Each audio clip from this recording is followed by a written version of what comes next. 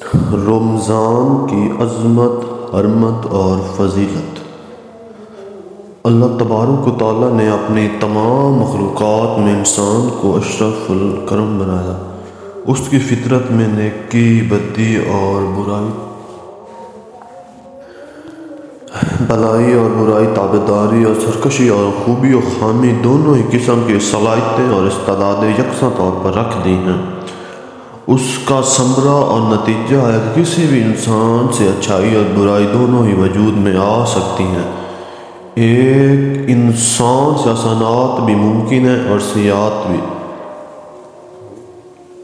اس کے باوجود کوئی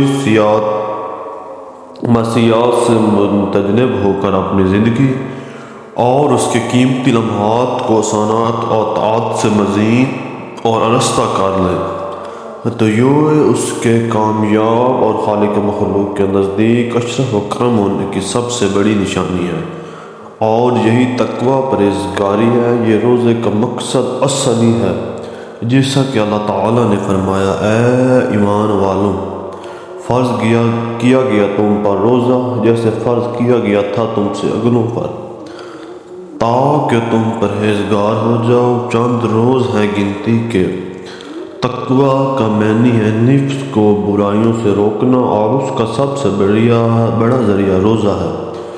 جیسا کہ ایک صحابی نے حضور اکرم سے عرض کیا: اے اللہ کے رسول، مجھے کسی ایسے عمل کا حکم دیجیے جس سے حق و تعالی مجھے نفع دے۔ آپ نے ارشاد فرمایا: علیک بالصوم، یعنی روزہ رکھا کر، اس کی مثل کوئی عمل نہیں۔ اب رمضان المبارک کی آمد ہے، گویا یہ مہینہ نیکیوں اور اطاعت کے لیے موسم بہار کی طرح ہے۔ اس لیے رمضان المبارک سال بھر کے اسلامی مہینوں میں سب سے زیادہ عظمتوں، فضیلتوں اور برکتوں والا مہینہ ہے۔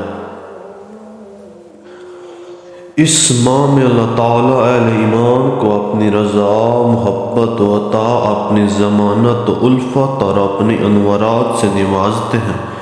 اس مہینے میں ہر نیک عمل کا اجر و ثواب کسی گنا بڑھا دیا جاتا ہے۔ اس ماہ میں جب ایمان اور احتساب کی شرط کے ساتھ روزہ رکھا جاتا ہے تو اس کی برکت سے پچھلی زندگی کے تمام صغیرہ گناہ معاف ہو جاتے ہیں، اور جب رات کو قیام تراویح اس شرط کے ساتھ کیا جاتا ہے تو اس سے بھی گزشتہ تمام گناہ معاف ہو جاتے ہیں۔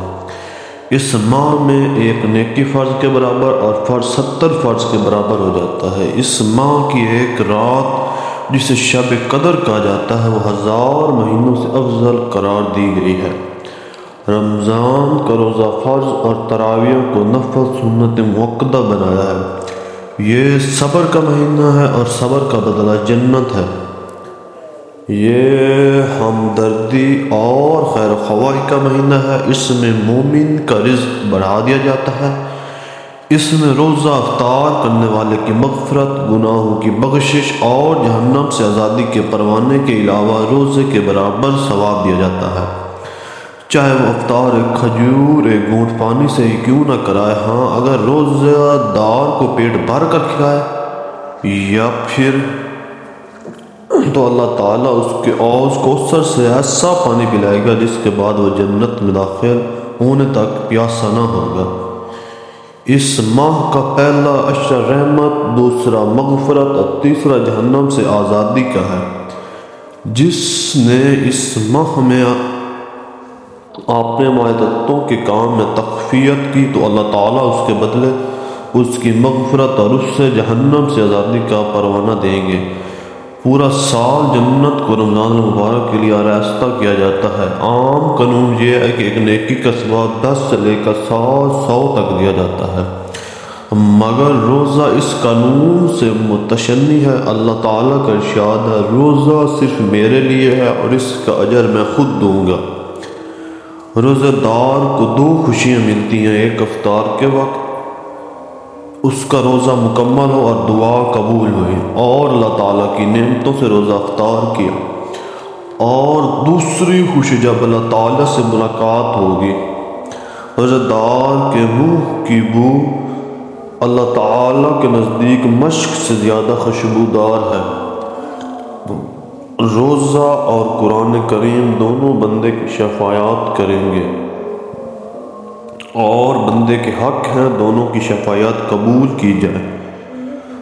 حضور اکرم صلی اللہ علیہ وآلہ وسلم شعبان کی تاریخیوں کی جس قدر نگہداشت فرماتے تھے اتنا دوسرے مہینوں کی نہیں فرماتے۔ حضور کریم صلی اللہ علیہ وسلم نے ارشاد فرمایا رمضان کی خاطر شعبان کے چاند کا اہتمام کیا کرو۔